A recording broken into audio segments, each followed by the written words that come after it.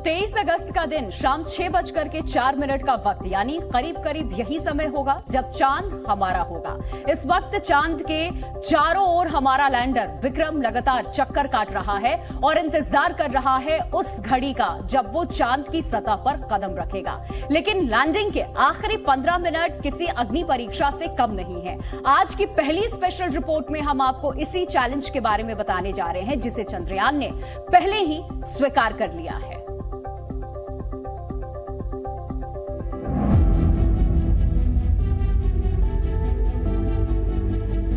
23 अगस्त शाम 6:04।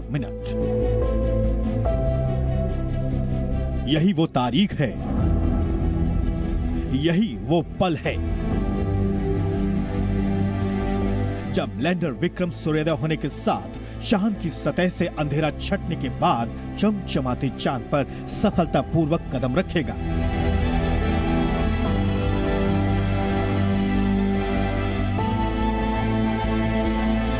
अभी जो आप तस्वीरें देख रहे हैं ये समझने के लिए हैं कि उस पल कुछ ऐसा ही नजारा देखने को मिलेगा। यानी लाख चुनौतियां हों लेकिन ये चंद्रयान 3 है जो हर मुश्किल को पार कर अपनी मंजिल पर हर हाल में पहुंचेगा, क्योंकि लैंडर विक्रम लगातार आगे बढ़ रहा है। उसमें मौजूद रोवर प्रज्ञान भी अपनी बारी के आने का इंतजार कर रहा है। आज भी चंद्रयान 3 चांद की नायाब तस्वीरें भेजी है।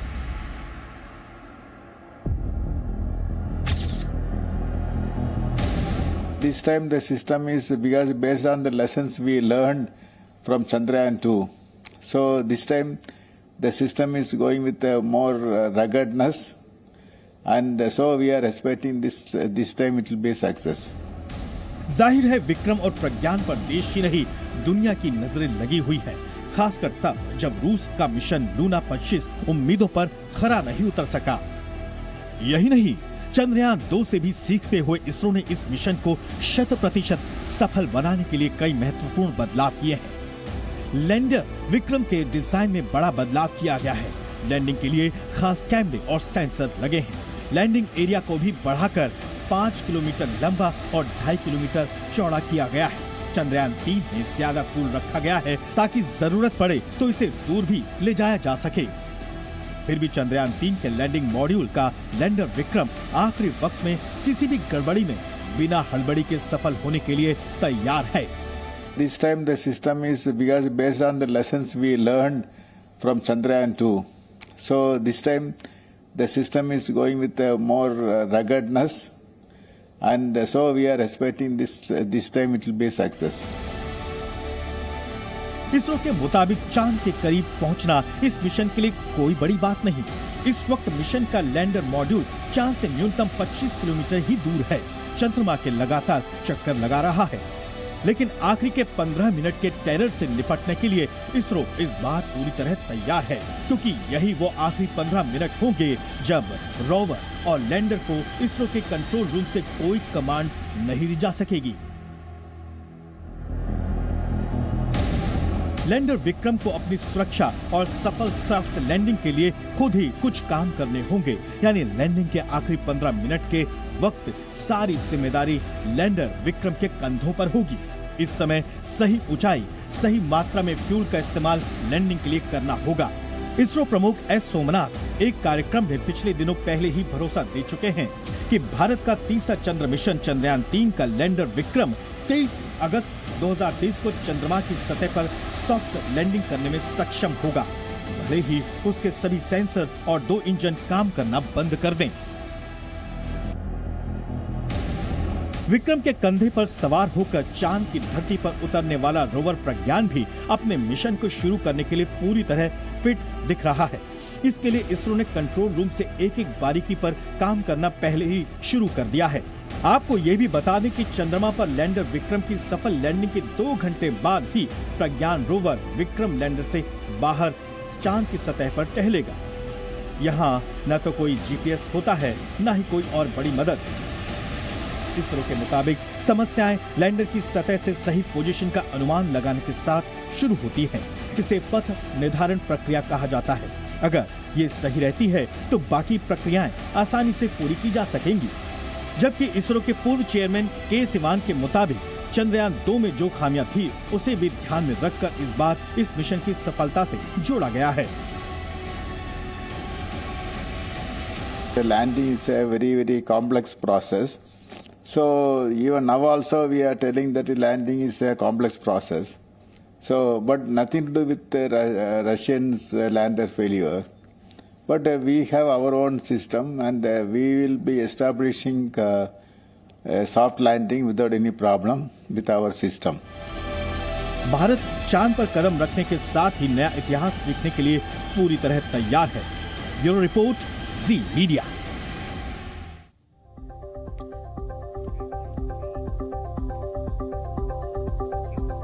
वेलकम बडी। चंद्रयान 2 के ऑर्बिट ने चंद्रयान 3 का स्वागत कुछ इस अंदाज में किया है। कुछ देर पहले ही इसरो ने देश को एक और खुशखबरी दी है और यही नहीं, चंद्रयान 2 के साथ गया ऑर्बिट का चंद्रयान 3 से भी संपर्क स्थापित हो गया है और यही नहीं, दोनों के बीच बातचीत भी शुरू हो गई है। आपको यह भी बता दें कि चंद्रयान 3 में चंद्रयान 2 की तरह ऑर्बिट नहीं है। आपको ये जानकारी भी होनी चाहिए कि रूस और भारत के मिशन में हुए खर्च पर भी जमीन आसमान का फर्क है। रूस ने भारत के मिशन से करीब 3 गुना ज्यादा खर्च किया था, यानी कि करीब 1600 करोड़ से ज्यादा, जबकि चंद्रयान 3 का खर्च 615 करोड़ रुपए ही आया है। और खास बात यह भी है कि यह खर्च चंद्रयान 2 से भी कम है। 2019 में भेजे गए चंद्रयान 2 में 978 करोड़ रुपए खर्च हुए थे। बात अमेरिका के लूनर मिशन की भी करें तो 1960 में ये लूनर मिशन अमेरिका की तरफ से शुरू किया गया था। तब भी अमेरिका ने आज के हिसाब से 178 अरब डॉलर खर्च किए थे उस वक्त, यानी रुपए में देखे तो अमेरिका ने 14 लाख करोड़ रुपए खर्च किए थे। माना यह भी जा रहा है कि भारत को आने वाले दशकों में अरबों डॉलर का लाभ इससे मिलेगा।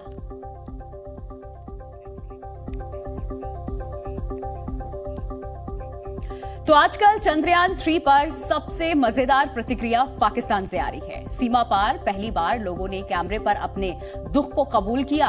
वो ये मान रहे हैं कि जब भी भारत के चंद्रयान की खबर आती है तो पाकिस्तान को जलन होती है। जब भी चंद्रयान कामयाबी का एक और चरण पूरा कर लेता है तो पाकिस्तानी सोचते हैं कि काश उनके मुल्क ने ऐसा किया होता। चंद्रयान का नाम लेते ही पाकिस्तानियों की जुबान पर दुख, तकलीफ और जलन जैसे लफ्ज आने लगते हैं। कैमरे के सामने सवाल सुनते ही कुछ पाकिस्तानी तारीफ भले ही करें, पर थोड़ी देर बातचीत करते ही उनके दिल का दर्द सामने आ जाता है।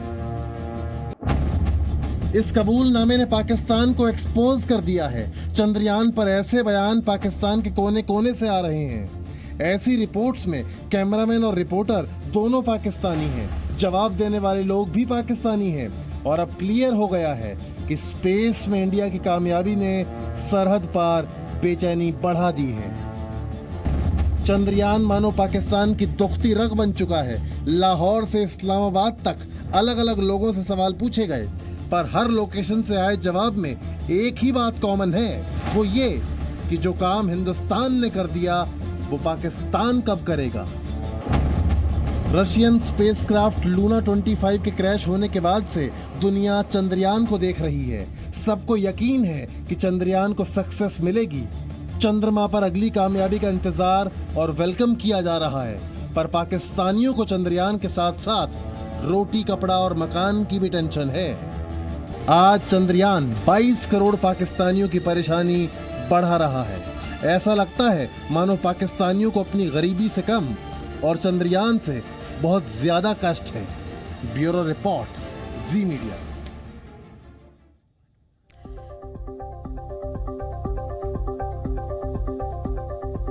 तो पाकिस्तान से लेकर पूरी दुनिया के कई देश मून से आ रही खबरों पर ध्यान दे रहे हैं। अभी चंद्रयान 3 के बाद रशिया ने अपना स्पेसक्राफ्ट लॉन्च किया था। साथ ही अमेरिका ने भी 2025 तक मून पर वापस जाने का प्लान बनाया है। चीन, जापान, इजराइल और यूरोपियन यूनियन की स्पेस एजेंसी ने चंद्रमा के लिए बड़ी प्लानिंग की है। इसकी वजह क्या है, बताते हैं आपको।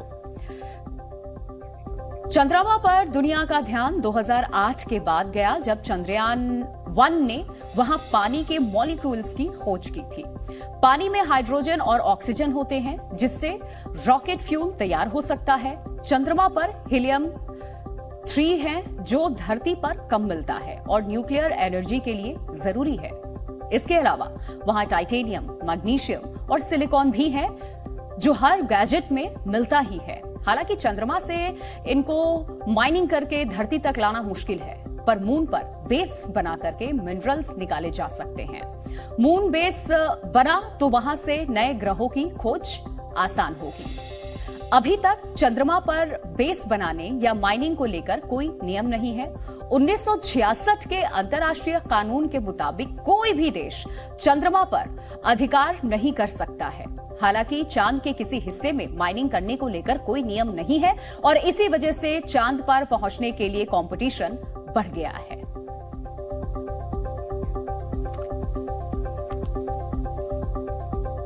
और अब आपको ले चलते हैं देशहित की पाठशाला, जहां हम आपको चंद्रयान से जुड़े कुछ सवालों के जवाब दे रहे हैं।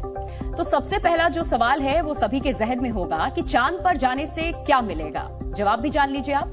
दरअसल चांद के रहस्यों से जुड़ी जानकारी, चांद पर पानी ईंधन की तलाश, ये जवाब मिल जाएंगे। वहीं दूसरा सवाल है कि दक्षिणी ध्रुव पर ही लैंडिंग क्यों आखिर? जवाब क्या है वो भी आपको बताते हैं।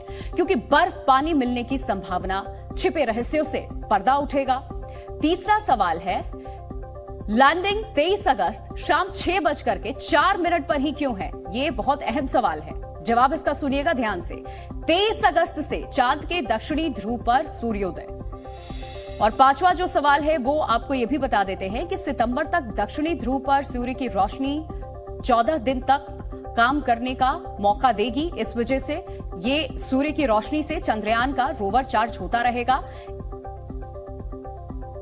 सवाल यह भी है कि कितने दिन काम करेगा चंद्रयान 3? तो जवाब इसका आपको बताते हैं कि 14 दिन तक ये काम करेगा। इसीलिए सवाल दूसरा ये भी कि चांद पर इस समय दिन या रात सबके जहन में होगा। चांद पर अभी रात है और चांद की एक रात जो होती है वो पृथ्वी की 14 रातों के बराबर होती है।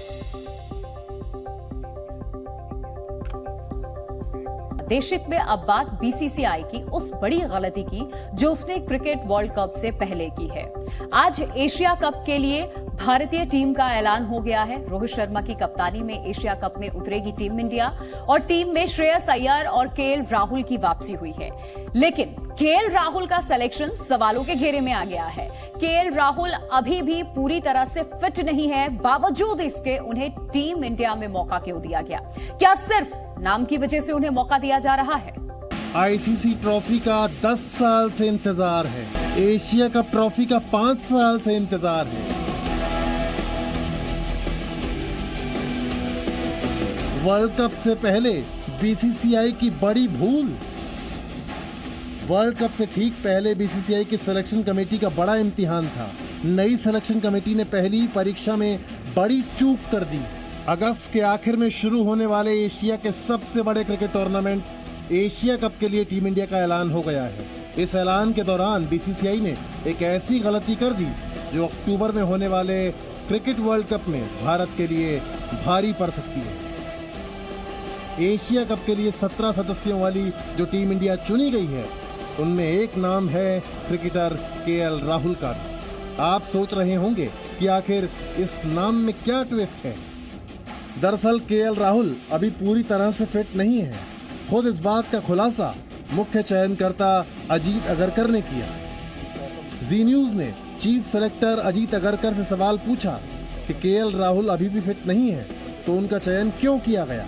इस पर अजीत अगरकर ने जो जवाब दिया वो बेहद हैरान करने वाला था। बीसीसीआई के चयनकर्ता कह रहे हैं कि केएल राहुल फिट नहीं है। अजीत अगरकर को उम्मीद है कि राहुल अगर पहले मैच में नहीं खेले तो दूसरे या तीसरे मैच में खेल ही लेंगे।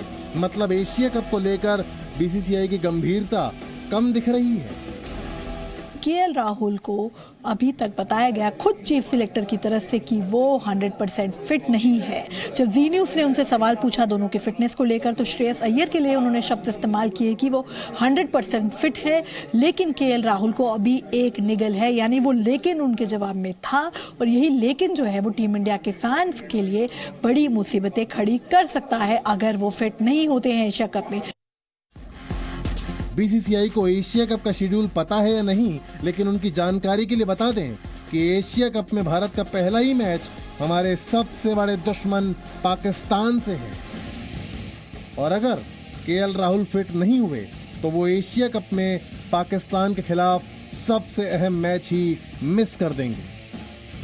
पाकिस्तान से मैच में सिर्फ 11 दिन बाकी हैं। इसके बावजूद बीसीसीआई केएल राहुल की सेहत को लेकर खुद संदेह में है। ऐसे में सवाल ये है कि राहुल को फिर टीम इंडिया में क्यों चुना गया? केएल राहुल को कुछ और आराम करने के लिए क्यों नहीं कहा गया? चयनकर्ता राहुल के फिट होने का इंतजार कर सकते थे और वर्ल्ड कप से पहले ऑस्ट्रेलिया के साथ होने वाली सीरीज में खिला सकते थे। कहीं ऐसा ना हो कि केएल राहुल की छोटी चोट को अनदेखा करना बीसीसीआई को कहीं वर्ल्ड कप के लिए खतरा बन जाए। चयनकर्ताओं ने टीम में श्रेयस अय्यर को भी चुना है क्योंकि वो पूरी तरह से फिट हैं। ऐसे में फिट वाली नीति केएल राहुल के लिए भी लागू हो सकती थी। हमने इससे पहले देखा है जब भी बड़े टूर्नामेंट्स में ऐसे कोई अनफिट खिलाड़ी लेकर गई है टीम इंडिया तो उसका खामियाजा भुगतना पड़ा है। तो क्या एक बार फिर टीम इंडिया के मैनेजमेंट ने गलती कर दी है? क्या एक बार फिर जल्दबाजी की गई है केएल राहुल को चुनकर टीम में लाने की? चयनकर्ताओं का फैसला वर्ल्ड कप के लिहाज से सवालों में है, क्योंकि माना जा रहा है कि एशिया कप में जो टीम होगी वैसी ही टीम वर्ल्ड कप में भी खेलेगी। एशिया कप के लिए टीम में किसे जगह मिली है ये भी देख लीजिए। रोहित शर्मा कप्तान, शुभमन गिल, विराट कोहली, केएल राहुल, श्रेयस अय्यर, सूर्य कुमार यादव, तिलक वर्मा, हार्दिक पांड्या, रविंद्र जडेजा, जसप्रीत बुमराह, मोहम्मद शमी, मोहम्मद सिराज, कुलदीप यादव को जगह मिली है। ईशान किशन, विकेटकीपर अक्षर पटेल, शार्दुल ठाकुर और प्रसिद्ध कृष्णा को भी मौका मिला है। एशिया कप के मैच में टीम इंडिया के बैटिंग ऑर्डर में बदलाव का संकेत भी कप्तान रोहित शर्मा ने अभी से ही दे दिया है। देश के करोड़ों क्रिकेट फैंस चाहते हैं कि एशिया कप का 5 साल का सूखा और आईसीसी ट्रॉफी का 10 साल लंबा इंतजार इसी 2023 में पूरा हो जाए। लेकिन बीसीसीआई ने अनफिट केएल राहुल को चुनकर क्या बड़ी गलती कर दी है? वो कहीं दोनों महत्वपूर्ण टूर्नामेंट पर भारी ना पड़ जाए। दिल्ली से किरण चोपड़ा के साथ ब्यूरो रिपोर्ट। और देश हित में अब बात चीन का दम निकालने वाले एक युद्ध अभ्यास की। चीन के खिलाफ भारत ने अमेरिका के साथ मिलकर एक चतुर्भुज तैयार किया है और इसका नाम है क्वाड। क्वाड संगठन में ऑस्ट्रेलिया और जापान भी शामिल है। 11 अगस्त से ऑस्ट्रेलिया के समंदर में चारों देशों के नौसैनिक युद्ध अभ्यास कर रहे हैं, जिसका नाम है मालाबार 2023। हिंद प्रशांत क्षेत्र की 4 सबसे ताकतवर नौसेनाएं चीन के खिलाफ सैन्य अभ्यास कर रही हैं ताकि चीन के खिलाफ समंदर में एक अभेद्य चक्रव्यूह तैयार किया जा सके।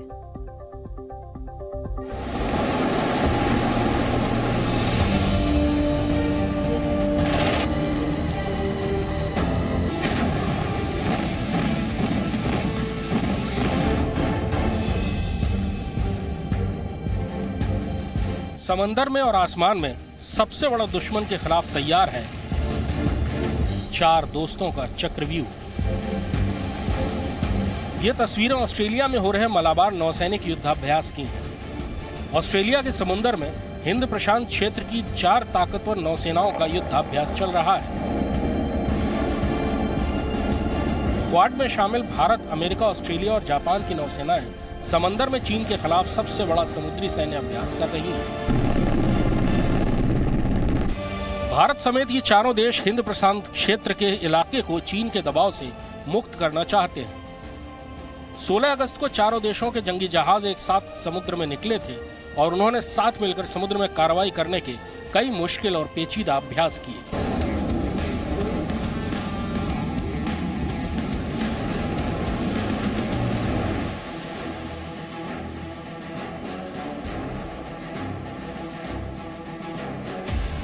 मलाबार युद्धाभ्यास 2 चरणों में हो रहा है। पहला चरण 11 से 15 अगस्त तक हुआ जिसमें चारों देशों के नौसैनिकों ने एक दूसरे के जंगी जहाजों को समझा और साथ काम करने की रणनीति बनाई। पहले फेज को हार्बर फेज का नाम दिया गया था। युद्धाभ्यास का दूसरा चरण सी फेज है, जो 16 अगस्त से चल रहा है। साझा युद्धाभ्यास के दूसरे चरण में हथियारों और मिसाइलों का इस्तेमाल किया जा रहा है। दूसरे चरण में युद्ध की स्थिति आने पर कैसे साथ मिलकर दुश्मन से जमीन पर, हवा में और समुद्र में मुकाबला किया जाएगा, इसकी बारीकियां नौसेनाएं सीख रही हैं। भारत, अमेरिका, ऑस्ट्रेलिया और जापान ने मिलकर 2016 में क्वाड संगठन खड़ा किया था। इस संगठन का उद्देश्य है हिंद प्रशांत क्षेत्र में चीन की हरकतों पर लगाम लगाना। चीन खुले समुद्र में आवाजाही पर रोक टोक करता है और आसपास के छोटे देशों को धमकाता है। मलाबार क्वाड संगठन का सबसे बड़ा साझा नौसैनिक अभ्यास है। यह अभ्यास इन 4 देशों के आसपास के किसी समुद्र में हर साल होता है। इस अभ्यास के जरिए इन चारों देशों की नौसेनाएं एक दूसरे के हथियारों और उपकरणों को समझती हैं, ताकि जरूरत पड़ने पर साथ मिलकर साझा कार्रवाई की जा सके। मलाबार 2023 में भारतीय नौसेना ने अपने सबसे आधुनिक जंगी जहाज INS कोलकाता और INS सह्याद्री को ऑस्ट्रेलिया भेजा है। INS सह्याद्री एक युद्धपोत है जो 468 फीट लंबा, 55 फीट चौड़ा है। 6,800 टन वजनी इस युद्धपोत को एंटी सबमरीन मिसाइल बराक 1 से लैस किया गया है। इस पर 2 ध्रुव हेलीकॉप्टरों की तैनाती भी रहती है। इसके अलावा भी इस युद्धपोत पर कई घातक हथियार तैनात हैं। वहीं INS कोलकाता 535 फीट लंबा, 53 फीट चौड़ा है। 7,500 टन वजनी इस युद्धपोत पर भी कई घातक मिसाइलें तैनात हैं। चीन के खिलाफ भारत समुद्र में हर मोर्चे पर मजबूत रहना चाहता है। भारत ने ऑस्ट्रेलिया में अपनी पनडुब्बी INS वागीर को भी तैनात किया है। यह पहली बार है जब INS वागीर को भारत से इतनी दूर तैनात किया गया है। ऑस्ट्रेलिया में सबमरीन INS वागीर मलाबार युद्धाभ्यास में भाग लेगी और इसके बाद ऑस्ट्रेलिया के साथ होने वाले एक और युद्धाभ्यास में शामिल होगी। भारत के लिए यह अभ्यास इस समय और ज्यादा महत्वपूर्ण है। भारत और चीन की सेनाएं 2020 से पूर्वी लद्दाख में आमने सामने हैं। दोनों देशों की सेनाओं के कोर कमांडर 19 बार मिल चुके हैं, लेकिन यह तनाव जस का तस बना हुआ है।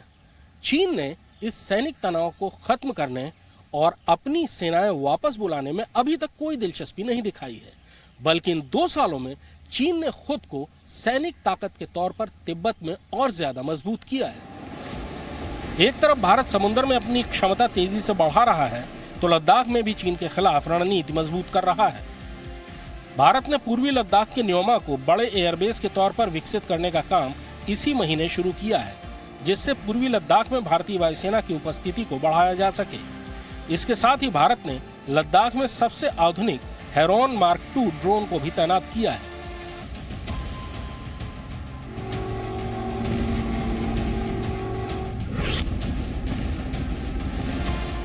हेरॉन मार्क 2 लगातार 36 घंटे तक 35,000 फीट की ऊंचाई पर उड़ सकता है। इसके जरिए बहुत लंबी दूरी तक नजर रखी जा सकती है और 24 घंटे वीडियो बेस तक भेजे जा सकते हैं। भारत चीन से हालात सामान्य करने की कोशिश में है, लेकिन चीन इसमें दिलचस्पी नहीं दिखा रहा है। इसीलिए भारत चीन के खिलाफ सैन्य स्तर पर अपनी स्थिति मजबूत करने में पीछे नहीं रहना चाहता है। कृष्ण मोहन मिश्रा, जी मीडिया, दिल्ली। Z News.